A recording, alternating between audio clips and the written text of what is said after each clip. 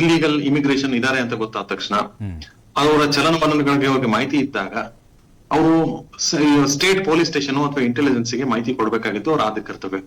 ಅವರು ತಾವೇ ಸ್ವತಃ ಕಾರ್ಯಾಚರಣೆಗೆ ಹಿಡಿದು ತಾವೇ ಸೆಲ್ಫ್ ಪೊಲೀಸಿಂಗ್ ಅಥವಾ ಮಾರಲ್ ಪೊಲೀಸಿಂಗ್ ಅಂತ ಏನ್ ಹೇಳ್ತೀವಿ ಅದು ಕಾನೂನಲ್ಲಿ ಅವಕಾಶ ಇಲ್ಲ. ಹೌದು, ನೈತಿಕ ಪೊಲೀಸ್ಗಿರಿ. ಈಗ ಕೆಲವು ಹಿಂದೂ ಸಂಘಟನೆ ಕಾರ್ಯಕರ್ತರು ಬಿಜೆಪಿಯವರು ಕಾಕಿ ಹಾಕೊಂಡಿರ್ತಾರ ಆಡ್ತಾ ಇರ್ತಾರೆ ಕೆಲವು ಸಂದರ್ಭಗಳಲ್ಲಿ. ಅದು ನಿಮ್ಮ ವೋಟ್ ಬ್ಯಾಂಕ್ ಅಲ್ವಾ? ನಿಮ್ಗೆ ಯಾರೇ ಅಧಿಕಾರ ಕೊಟ್ಟರು?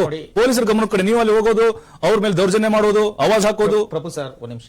ಈಗ ನೈತಿಕ ಪೊಲೀಸ್ಗಿರಿ ಅಂತಕ್ಕಂಥದ್ದನ್ನ ನಮ್ಮ ಸುಪ್ರೀಂ ಕೋರ್ಟ್ ವಕೀಲರು ಮೆನ್ಷನ್ ಮಾಡಿದ್ರು, ಸಂಕೇತ್ ಸರ್ ನೀವು ಹೇಳ್ತಿದ್ರಿ ನೋಡಿ. ಈಗ ಇಲ್ಲಿ ನೈತಿಕ ಪೊಲೀಸ್ಗಿರಿ ಅನ್ನೋದಕ್ಕಿಂತ 3 ಜನ ಸರ್, ಒಬ್ರು ಪುನೀತ್ ಕೆರೆಹಳ್ಳಿ, ಸಂತೋಷ್ ಕಾರ್ತಾಳ್, ಡಾಕ್ಟರ್ ನಾಗೇಂದ್ರ ಅಂತ ಹೇಳಿ 3 ಜನ ಮೇಲೆ FIR ಆಗಿದೆ ಸರ್. ಇವರೆಲ್ಲರೂ ಸಹ ಲೋಕಲ್ ಪೊಲೀಸ್ ಸ್ಟೇಷನ್ಗೆ ಫಸ್ಟ್ ಇನ್ಫಾರ್ಮೇಶನ್ ಕೊಡ್ತಾರೆ, ಲೋಕಲ್ ಆಡಳಿತಕ್ಕೆ ಫಸ್ಟ್ ಇನ್ಫಾರ್ಮೇಶನ್ ಕೊಡ್ತಾರೆ, ಮೀಡಿಯಾಗೆ ಇನ್ಫಾರ್ಮೇಶನ್ ಕೊಡ್ತಾರೆ. ಈ ರೀತಿ ಅಕ್ರಮ ವಲಸಿಗರು ಇದಾರೆ ಅಂತ ಹೇಳಿ ಹೋಗಿ ಆ ಜಾಗಕ್ಕೆ ಹೋಗ್ತಾರೆ.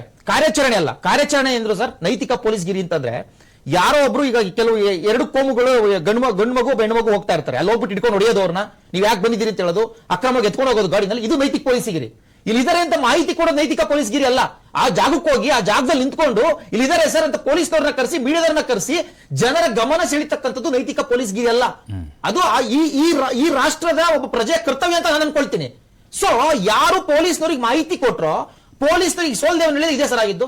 ಪೊಲೀಸ್ನವರಿಗೆ ಮಾಹಿತಿ ಕೊಟ್ಟಂತ ಈ 3 ಜನರನ್ನ ಅವ್ರು ಏನಂತ ಹೇಳ್ತಾರೆ ಸರ್, ಮೆನ್ಷನ್ ಮಾಡ್ತಾರೆ. ಇದೇ ಆ ಜಾಗಕ್ಕೆ ಹೋದಂತ ಪುನೀತ್ ಕೆರೆಹಳ್ಳಿ ಅವರು, ಡಾಕ್ಟರ್ ನಾಗೇಂದ್ರಪ್ಪ ಅವರು, ಮತ್ತೆ ಇನ್ನೊಬ್ರು ಸಂತೋಷ್ ಕಾರ್ತಾಳ್ ಅಂತ ಹೇಳಿ.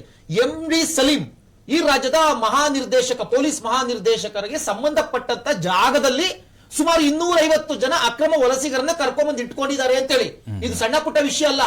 ಈ ರಾಜ್ಯದ ಮಹಾನಿರ್ದೇಶಕರ ಹೆಸರು ಬರುತ್ತೆ, ಆದ್ರೆ ರಾಜ್ಯ ಸರ್ಕಾರ ಇದುವರೆಗೂ ಸಹ ತುಟಿಕ್ ಪಿಟಿಕ್ ಅಂತ ಅಂದಿಲ್ಲ. ಆದ್ರೆ fraction of hours sir, with in 1 or 2 hours ನಲ್ಲಿ ಅವ್ರನ್ನ ಅರೆಸ್ಟ್ ಮಾಡ್ತಾರೆ. ಅರೆಸ್ಟ್ ಮಾಡ್ಬಿಟ್ಟು ಅಕ್ರಮ ವಲಸಿಗನ ಕೈಲಿ ಕಂಪ್ಲೇಂಟ್ ಬರೆಸ್ತಾರೆ.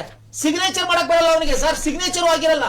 ಅಕ್ರಮ ವಲಸಿಗರ ಕನ್ನಡನೂ ಬರಲ್ಲ ಅವನಿಗೆ, ಅವನ ಕೈಲಿ ಕಂಪ್ಲೇಂಟ್ ಕೊಡಿಸ್ತಾರೆ. ಏನಾದ್ರೂ ಭಾರತದ ಇತಿಹಾಸದಲ್ಲಿ ಬಾಂಗ್ಲಾದೇಶದವ್ರು ಬಂದು ಈ ದೇಶದ ಪ್ರಜೆ ಮೇಲೆ ಕಂಪ್ಲೇಂಟ್ ಕೊಟ್ಟಿರ್ತಕ್ಕಂಥ ಇತಿಹಾಸ ಇದ್ರೆ ಅದು ಕರ್ನಾಟಕ ಪೊಲೀಸ್ನವರು ಚಪ್ಪಳೆ ಹೊಡಿಬೇಕು ಸರ್. ಅಲ್ಲ, ಮಾಹಿತಿ ಕೊಡಿ ಸರ್, ಮಾಹಿತಿ ಅಲ್ಲ ಸರ್, ಅಲ್ಲಿ ಜಾಗ ಇದೆ, ಇಲ್ಲಿ ಇದಾರೆ, ಮಾಹಿತಿ ಕೊಡಿ.